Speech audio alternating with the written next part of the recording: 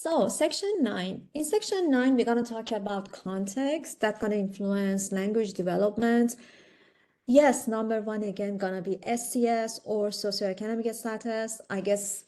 I mean, everything in developmental psychology just so related to SES because less exposure to oral and print language simulation can just cause some sort of academic failure in children if, for example, parents wouldn't provide any resources, if a school wouldn't be that much good, or if there wouldn't be any resources at all in the environment, children have some sort of serious problems in language and reading development. Another way gonna be dialogic reading. This way, I mean, in this technique and in this factor, parents, they are just so important because the way we're gonna read for our kids, it should be very specific. We have to do, again, discourse. We have to make it interactive. For example, if I'm just reading a book for my kids, I have to just point to the picture. I have to just ask them some questions. For example, hey baby, what is that? Is that a bird? What's the name of that? And you can just mention the name of the bird. You can just mention color. You can just mention different criteria of the bird. For example, you can say that, hey baby, it has a, for example, yellow feather. I don't know, like some stuff like that. And like mothers or fathers, they have to use motherese, again, like baby talk and that kind of stuff to just make babies more interested about the topic. So you have to do the reading as interesting as you can, as interactive as you can, because only this way you can just make the child engaged in that kind of conversation. One important point here is the type of questions that you're going to ask your child.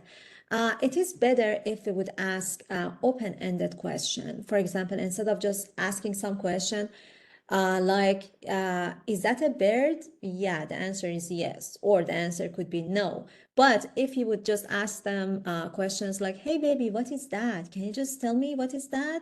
Like make them to generate some vocabularies, or if they are making errors, that is fine, but they have to learn the whole idea of this course, which is about turn taking and turnabout.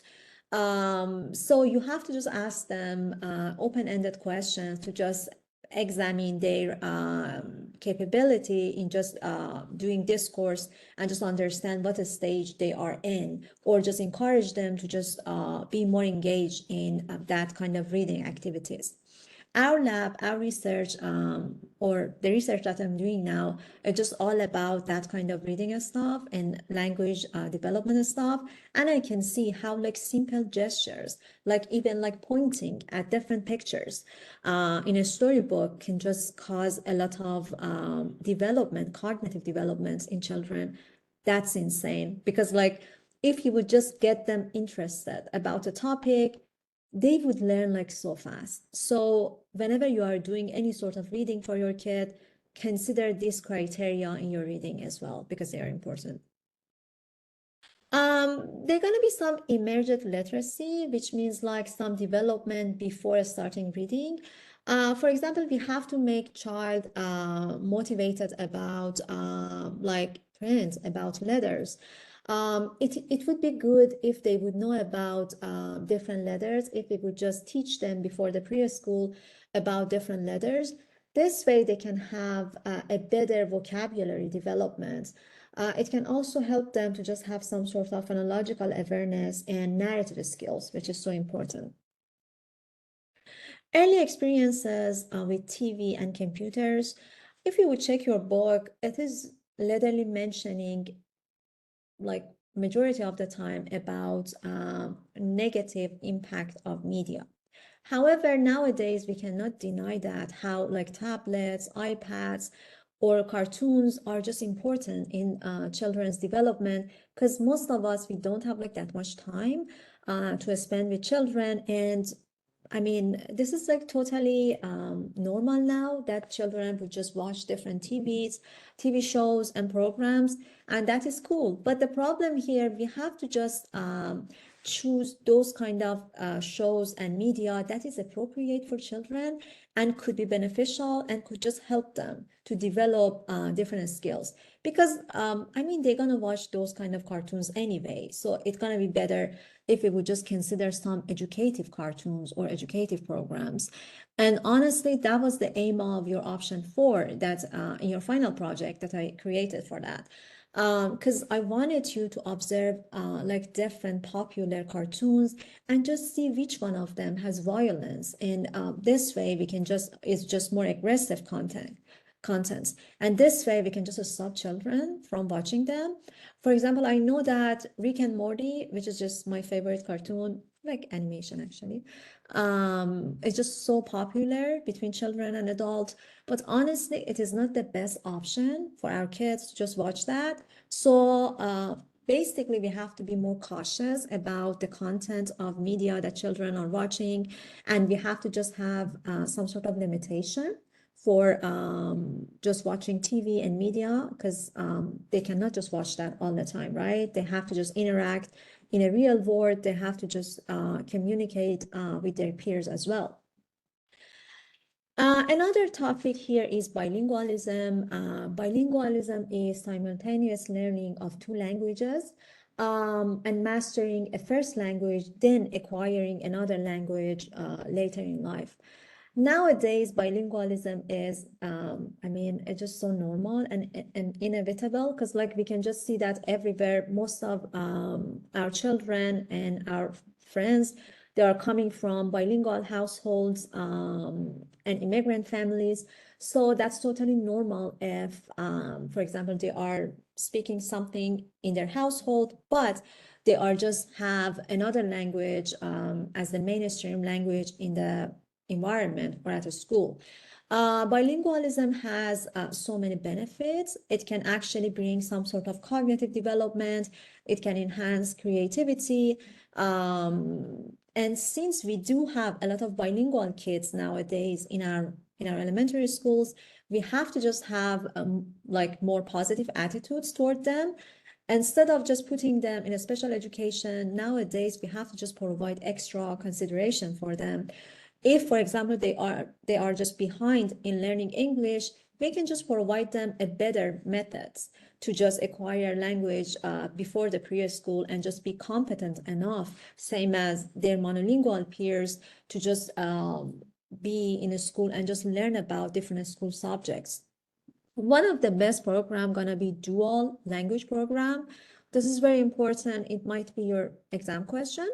So read about that, read about the examples, and read about other options and other programs because they are important too. But the best one gonna be dual language program for ELLs or English language learners. One problem about bilingual children and why they are behind from their peers, I mean, there are so many elements why they are behind. Maybe their parents, they are not speaking English at all, and they are watching, for example, all cartoons like in another language, in their native language in the household. So basically, they didn't have any exposure to English in their household until, let's say, age 5 or 6 or 7, until the moment they went to school. They started to just go to school. So basically, they didn't have any education on that, and suddenly they have to go to school and speaking English. So, I mean, it's not possible, right? That's why we have like some sort of programs like Head Start or other programs that can just help children to acquire language like English or mainstream languages earlier in life before the preschool. But back to the reason, another reason why bilingual kids, they are behind is just, we previously said that every child gonna hear a certain amount of words every day. Let's say bilingual kids and monolingual kids are exposed to 8,000 words in one specific days. The problem with bilingual kids is if they are hearing 8,000 words in a day, let's say 4,000 of those words are, for example, in Spanish, 4,000 gonna be in English. Yet a monolingual English kid gonna hear all 8,000 in just one language, English. So the probability, the odds of learning English better going to be better in monolingual kids because the number of words going to be divided for a bilingual kid because like basically half of the words going to be in Spanish. So that's the problem that can cause any sort of academic difficulties in bilingual kids.